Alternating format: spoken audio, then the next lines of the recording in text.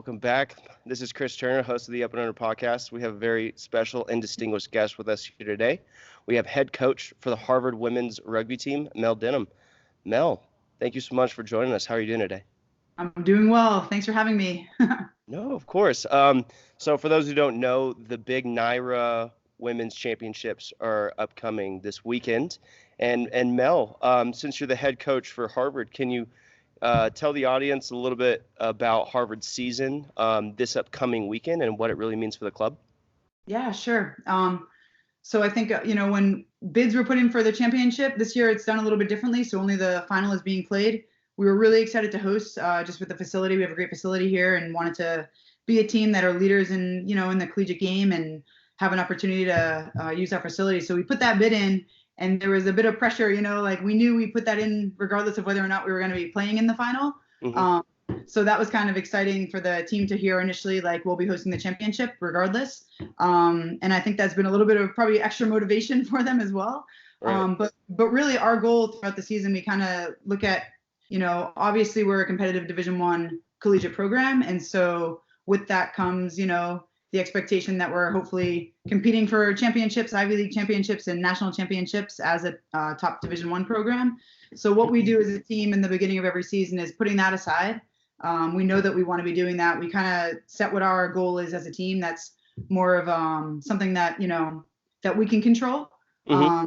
And so our goal this season really has been to build each week and to reach kind of our peak come, the end of the season. So we wanted to see what it looked like if we had reached our potential, and our goal is to reach the potential at the end of the season.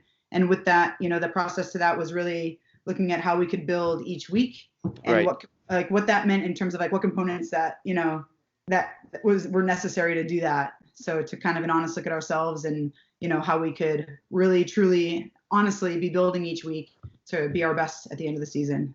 Right. I completely agree. And it's in a very tough division in NIRA as well.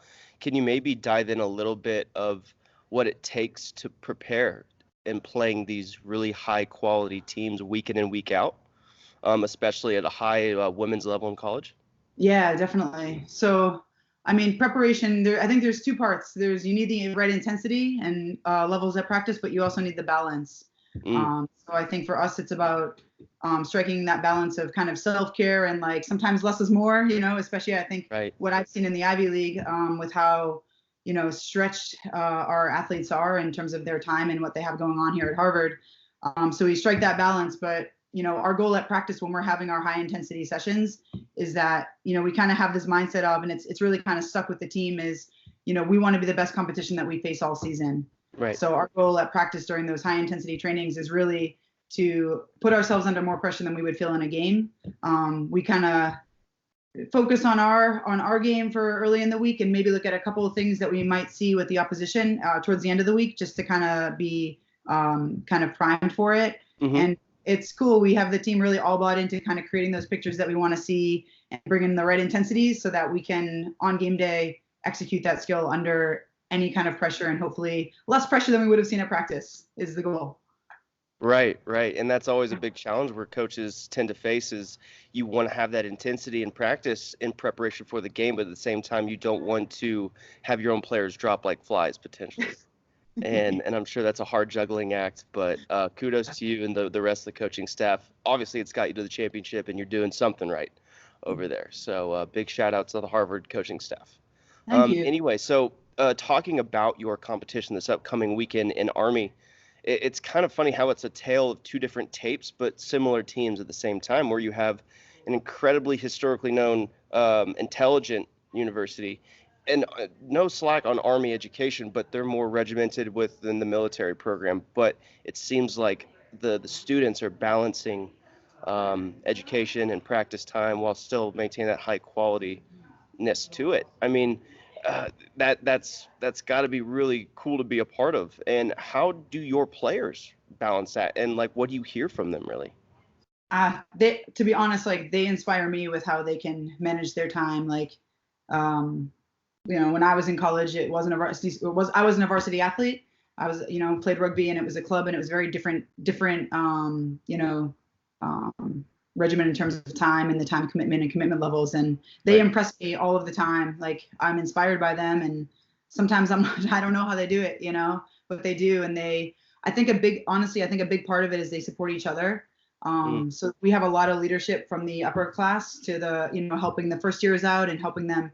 Everyone knows it's a big transition. Everyone knows that like it takes some time to grasp like your time management and what that's going to look like for your own like personal day and schedule and routines. And I think there's the girls just they support each other so well, and they really help each other find that balance. Mm-hmm. And if someone's struggling, like you've got the captains, you've got seniors, you've got juniors, like that will just always be reaching out and helping. And we really try to facilitate that in terms of allowing the players to do that, because they are the students, and so they understand the commitment and they understand what it's like to try to balance everything. And so we really kind of let them be that main support group for the younger players and for people that are kind of struggling a certain year. There's always going to be years that are tough. Right. We do our best in terms of helping them if they need a break, or if they need to attend a study group, or if they need to, really own in on this test and it's just been a really heavy week for them. Like we're very open to that. We want to make sure that they're taking care of all of their business. But I think in terms of that time commitment, I'm inspired by them. It's really, it's impressive. They're impressive humans. And I think the support that they have within our team and, that culture is really important and a huge piece of that success. So. Right. And completely impressive.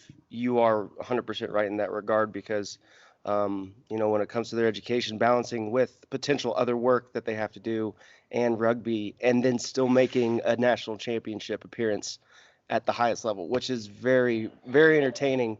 And it's going to be really cool, I'm sure, to be a part of this weekend and just tying everything together. Not a lot of people get to experience what you experienced, right? Yeah. And so maybe just kind of dive in a little bit about, what you saw behind the curtain, what it took to continuously train at high levels for so long, and your actual experience playing in a World Cup. Okay, got it. Yeah. So I think that my experience playing at the highest level is what inspired me to coach, to be Mm-hmm. honest.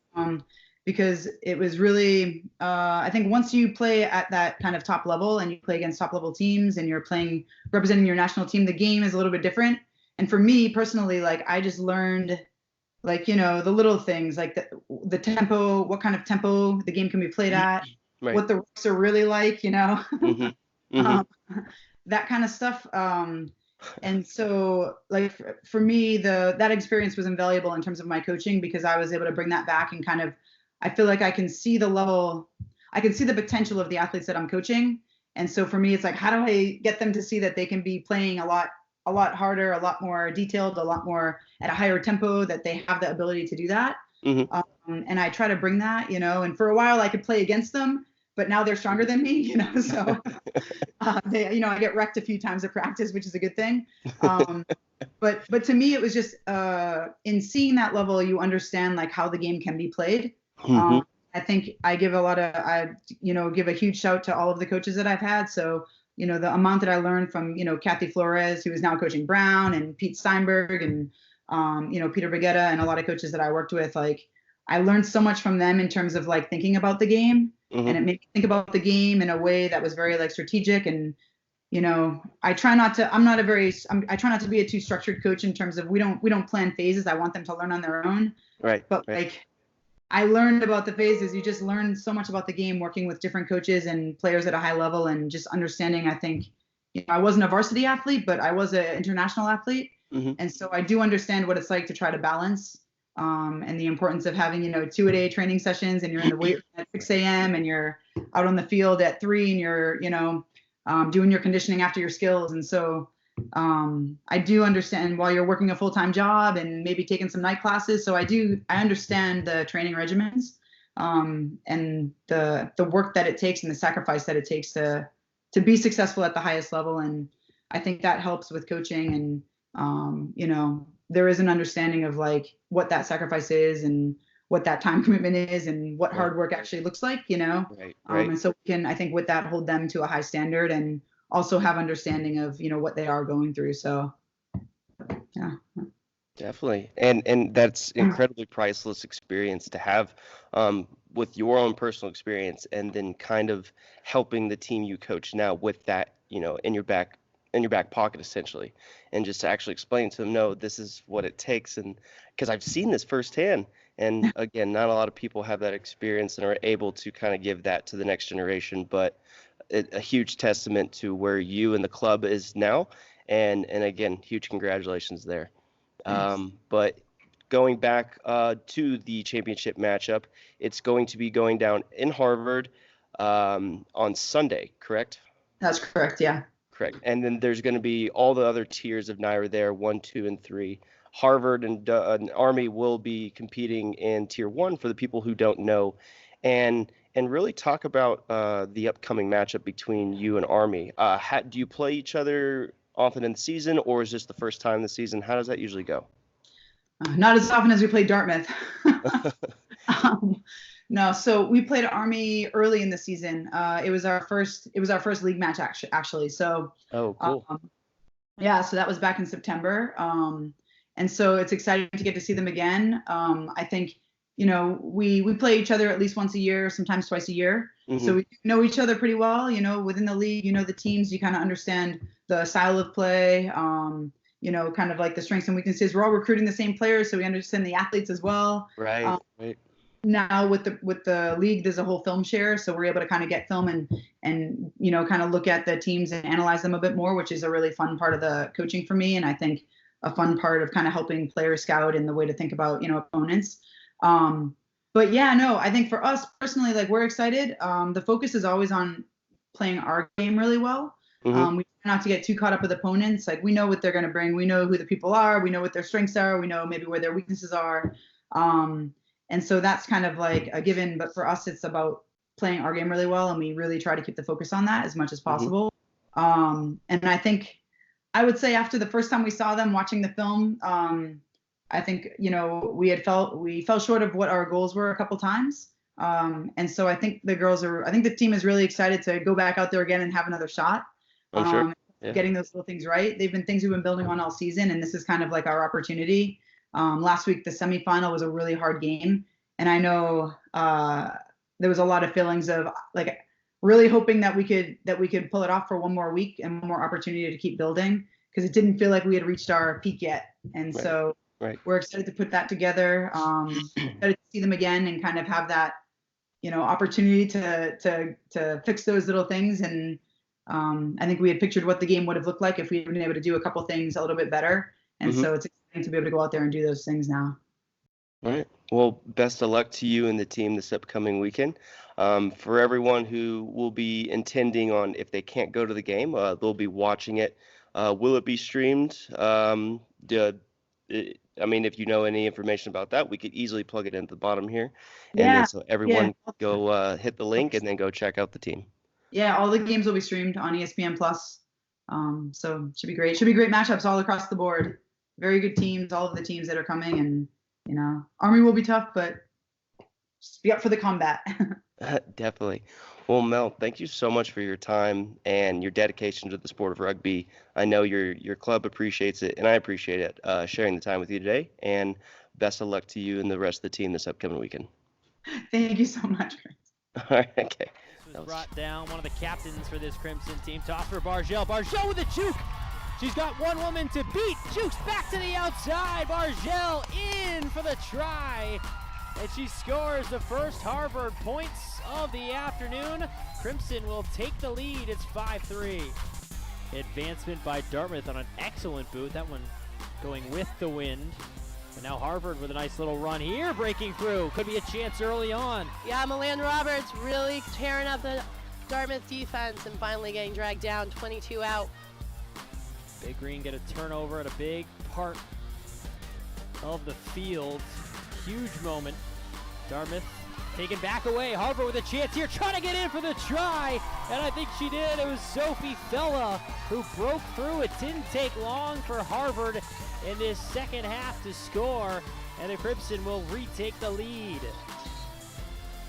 150-32 in the regular season meeting back on September 21st. Crimson in good field position here. Agata trying to break through. Seeing teams advance the ball upfield a lot quicker in this half than they were before. And Agata in for the score. A try for Agata. And Harvard responds, barely taking any time off the clock, and we draw back even at 17.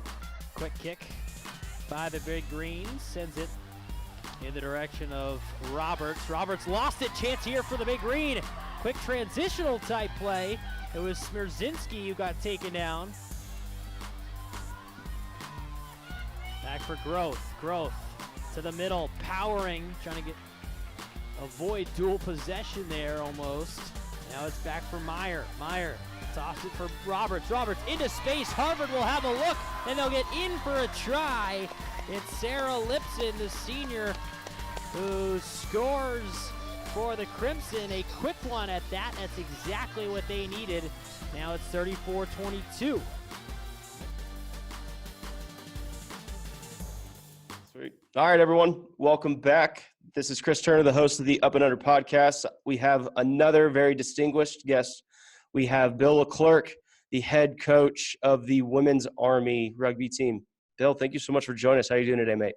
Not too bad, brother. Took a while, but we figured it out. So, yeah. Yeah. What we're talking about, we're just two cavemen over here trying to understand technology, and it took a while. But, hey, we got it, and we're glad to have you on and here to talk about the upcoming championship match between you and Harvard. Yeah. No, thanks for having us. That's really looking forward to it. Definitely. So, for those who don't know, NIRA is one of the top women's divisional conferences in the United States when it comes to collegiate rugby. Can you maybe, for those who don't know out there, maybe discuss a little bit about how your season's been going, the competition in general, and leading into this weekend's championship match? The thing I like about it is that it's a designated competition in the fall. It has a beginning, middle, and an end, which is going to be on Sunday. We have a commissioner, Amy Russett, who is fantastic. She does a hell of a lot of work. We get a regular schedule, which is nice, as opposed to the old days when it was just like charging around trying to fit games in everywhere, and it was chaotic. But with the advent of NIRA, it just gives us, we know who's away, who's home, and then we can get into the repetition of things.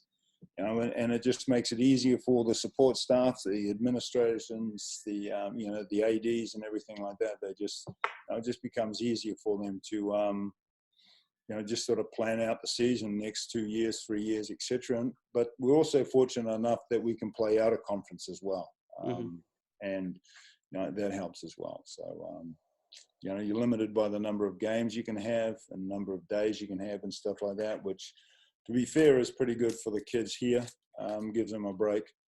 Right. We'll be out of season on Monday, which will probably be pretty good for them because they've had enough of everybody and everything, and they got to concentrate on.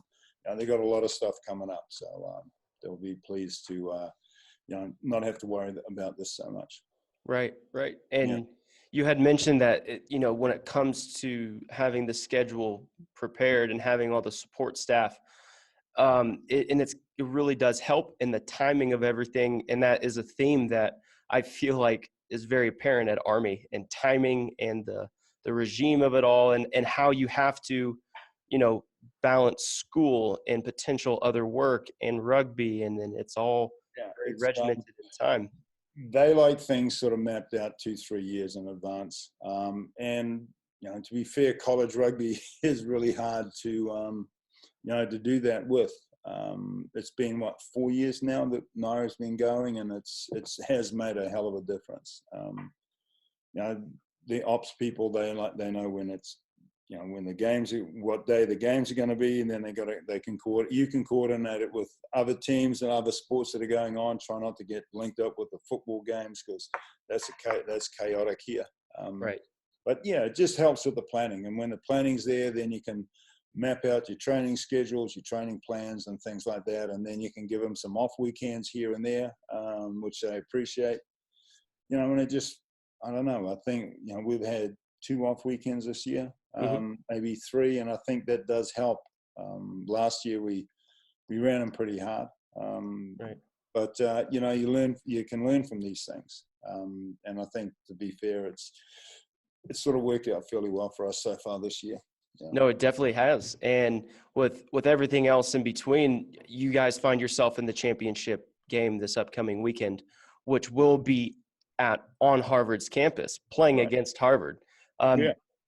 I mean, I know they definitely have home field advantage. And again, they had set the bid well before the season begun and everything, so it just turned out the way it is. But how will that be going into essentially an away game, knowing you're going to have the home crowd against you?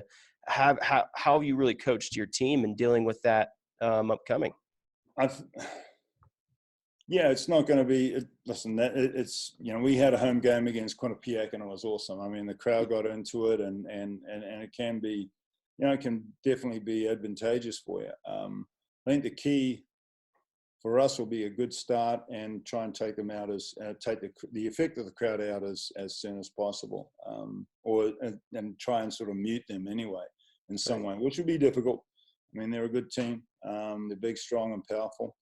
So we got a work cut out on it, but I think as they say, that's why you play the game. You say you got to show up and you got to play, and it'll be a great contest. So looking forward to it. They'll be fired up, but we're trying to bring as many people as we can. We reached out to local West Point Society, etc. So we're trying to grab as many people as we can to make some noise in the stands to sort of equal it out. We're bringing everybody up, so that's the whole squad, and they're going to be noisy, rowdy things. So it will be, and hopefully it provides a really good atmosphere, because it's sort of worthy. Finals needs to have that atmosphere, Right? Otherwise, it's and you want to put on the best show that you can. So it's really well professionally done. Amy's been awesome again, and every year it gets better and better and better. So, and then it's just, they learn from what they've done. They do the after action reports, etc. Like, what can you do better? What can you do better? And keep chipping away at that. And it becomes more and more of a spectacle, but a well-run spectacle, especially, for college women's rugby. It's, it's really been fantastic. And, hats off to everyone who was involved in it. And, it'll be, hopefully the game will match the occasion. Yes, and I do believe it will, because this is, again, two-story teams with Harvard and Army going against each other. And I had talked with Mel Denham, the head coach of Harvard, earlier, and just discussing on how different the two student bodies are, but almost similar in the aspect of time and having everything planned out. Can you really, for the audience who's not really privy to this information, can you give them a little inside look on what Army life is like for a student, and in coaching that, and how certain characteristics really help when it comes to rugby as well? Yeah, it's not easy, to be fair. It's 5 o'clock wake up, and then they got to be ready to, that 5:20, then off to do PT. I mean, they'll be lifting 3 times a week. Then they come back, shower, get ready for breakfast, in a mess hall, and then they're off and they're doing their studies. They'll finish up around about 3-ish, and then 3:30 they'll be sort of down here for a 4 o'clock sort of start at training, and then it's 2 hours there, hour and a half, 2 hours, finish at 6. They'll get a bus back up top, and then it's dive into homework, and that's rinse, wash, repeat for a lot of them. So it's just, it's a treadmill, and their time management becomes really, really important. But, it's important that they don't get over swamped with everything, and that doesn't take long, especially for the first year players, second year players. You got to try and find that battle rhythm for them. Right. And they're not used to failing. A lot of them aren't used to failing. So when they do fail, and they will, and part of the program here is that you will fail, and they want you to fail. And if you don't fail, they'll keep piling it on until you do fail, because they want to see how you're going to react. Right. And that's a big thing. So and others, and then it's the support staff that they have. They've got every resource available open to them that they can have, because once you're in, then they're going to do everything they can to make sure that you're going to leave and be a success. So, but the first thing is you're going to fail. And that, as I said, for a lot of A types, that's inconceivable, and they don't want to do it, and you know, they think they're not, but they will do, but they'll get through it. They'll get through it. You know, it's been working for a long time, and you know, the system, you know, the program works. Right, right, and you're right. It's almost a testament to the attitude of West Point and to the rugby club itself, where, hey, failing is not an option; it's almost mandatory. Yeah. And then, how are you going to better yourself? How are you going to better the situation? How are you going to improve those all around you? Which that's a really cool theme to keep a part of and to have it alive. No one's really.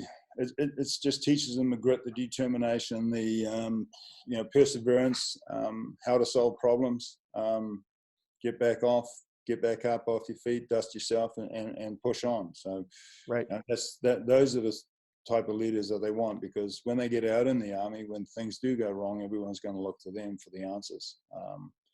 You know, so you got to have lots of various different feelings, experiences of failing. So then you can sort of, well, this didn't work last time, so I've got to try this one. So right. It's like, don't go running into a big, tall second row when you're a skinny little halfback, because you're going to get smashed. So learn little things like that. That'll be good. Right. It's almost like when you're a small child and you touch the hot stove. It's like, well, you need to touch the hot stove to learn, or the halfback running into a lock. Or you're not going to touch the stove again. Yeah, exactly. And if you do, then you've got problems. So, but yeah. A lot of the coaches, a lot of the players, you all know each other because you play each other fairly often. And would you say that's an advantage, knowing who and what you're going to come up against versus seeing it on film and not actually seeing it in person, rather? Yeah, you get a feel for you know, Dartmouth and Harvard, and because they're sort of two different teams in a way that you know, Harvard is a pretty tall timber team. You know, in the forwards, they got a really big pack, and I went through our roster today, and you know, like, out of 23 kids, we're a 5'6" average team, which ain't really that big. So it's, you know, you've got to play with what you got. Harvard play with what they've got, which is a big dominant line out, a big forward pack, and great ball carriers, and you know, they got a great 9, and you know, if they get on that front foot, then they're going to be hard to hold, hard to contain. So right. You know, we've got to come up with, you know, with what we have to do better, which is probably a little bit smaller, try and be as agile as we can, transition well from, you know, hitting it up a few times, and then get on the front foot as much as we can, and then, you know, trust our backs. You know, and it's been working fairly well so far, but you know, it's finals. We got to semifinals last year. We had a large class of freshmen, etc., and we came up short against Dartmouth. No worthy winners, etc. But I think that experience has definitely helped us out. You know, and the other thing is, you can never underplay the role of a bit of luck here and there. You don't want to count on it as a strategy, but you're always going to need a bit of luck to get through this far. Injuries is one. You know, a few calls here and there. They help as well. But yeah, so it's sort of working for us, and we'll just probably have to, you know, we'll have to be on our game to, you know, to come away with what you know, both teams really want. So, you know, and this is the first time Harvard's been in. We won the U.S. National Championship in 2011. We got to the finals of NIRA, the first one, 2015, and you know, now we're back in 2019. So it doesn't, you know, the thing I've been trying to get on with let the girls know, is that just because it doesn't happen every year. So it's taken us a while to get there, and rightfully so. There were better teams out there. So, you know, now we've got this opportunity, but don't think, you know, so make the most of it. So, right. And enjoy it too. I mean, it's a final, you know. 100%. It's a final. You worked hard for it all year. You know, you've shown that you're a good team. You know, enjoy it, do what you do well, and then, you know, after 80 minutes, you'll look up and see what the scoreboard says. That'll take care of itself. But have fun. I mean, that's why they play it. It's a game. I couldn't agree more with you. And that's actually probably some of the most supporting words if I was your player and, my nerves were all rattled before the game and all of a sudden coach comes up and says that, Yeah. all of a sudden I get a little bit more calm and I see the bigger picture instead of getting that tunnel vision. Well, that's what I tell them. Then I go off after they go on the field and I say something completely different. But that's just for me to hear and me to know, because it's the hardest thing out there to be a coach, is because you have no control of what's going on out there. You sit there and you live and die, and it's death. Sometimes it's death by 1,000 cuts. It's just like paper cuts. There's nothing you can do. So when it's going bad, you got to try and pick them up, and when it's going good, you just got to try and temper them and let them know they're not as good as they think they are before they go and do something really completely crazy. It is what it is now. It's the top 4 inches, and as Graham Henry said once in an interview I read about when he was coaching the All Blacks, he said, if I'm still talking on Thursday, then I haven't done my job Sunday, Monday, Tuesday, or Wednesday. So yes, you got to let them now start taking ownership of it and stuff. And our job is really sort of done. We just got to try and keep them together a little bit longer, and then let them go for it. Completely agree, Coach. And it'll be what it'll be. Exactly. And true words from the master of the game. And and I know you've been there in multiple levels, and you've coached at high levels as well. And again, I'd like to thank you on the behalf of a lot of people who I'm sure you've coached, and could also say what you've given to the game and how you have that mentality towards the game. So, just like to give you. To be fair, it's the greatest game in the world, and I just love it. And it's the game, right. And that's the thing. And the people that you meet throughout your career, all the best thing that's ever happened in my life has been circulated around the game. And when you see how it changes people, especially on since you started coaching, and especially coaching here and high school rugby, the confidence that it gives young people, the fact that it's a game for all sizes, etc. It's just a really, really awesome thing. So it's the best job in the world. Sometimes quite frustrating, but at the end of it, when they do get it and the lights start to go off, then it's just like, And if anything, if they can leave with a love of the game, then that's the real reward that I get out of it, or that coaches get out of it, because it's changed their lives as well. It's changed, it's changed everyone's lives who has played the game. They love it. Right. Right. That's the end of it, really, I think. Well, I think that's a perfect segue into wrapping up here.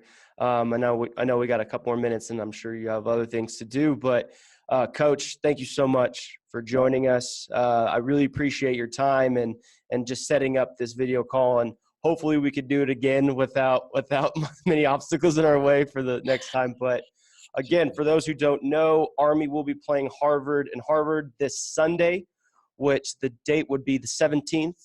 Yep. Correct. And you could also watch it on ESPN Plus, which is another humongous opportunity for the sport of rugby to reach the TV sets of millions of Americans. We've been trying to get the message out to a lot of the past players. Some are, they're all over the place. Some are in Germany, Israel, Korea, all like past players, and we got our last commandant. He's a 2-star general now. He's in Korea, so I just fired off an email to him and say, and as I said, other people stationed all over the world. So it's we're trying to get them to sort of tune in and watch it, regardless of the time zone. So we'll see how that goes. Yeah, well, I'm sure there's going to be a couple 3 a.m.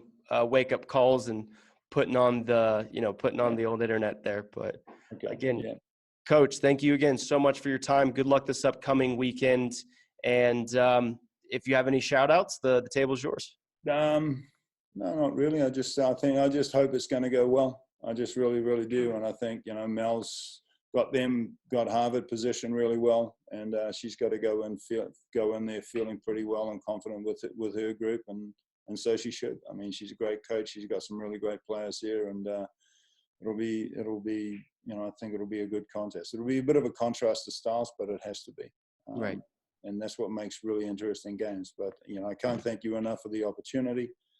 And I hope you can edit some of this to make it seem relatively coherent and intelligent, because if you can do that, then you're a master of the editing. So I'll thank you for your time, brother.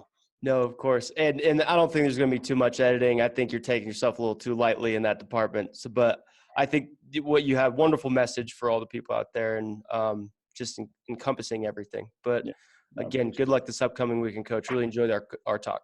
Thank you, brother. We'll be in touch, okay? All right. Bye, Coach. See you later, mate. Cheers. Tonight, we've got a great matchup for you in the NIRA playoffs.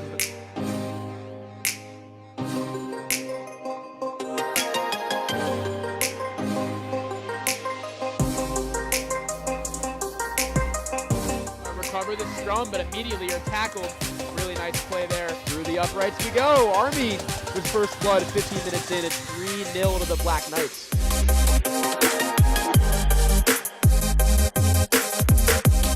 Nice run here by Schwarting, right on cue. Nice run by Lewis. Got another about 15 yards there. Army knocking on the doorstep, and the first try of the game appears to be in the works. Caitlin Schwarting with the first try for Army.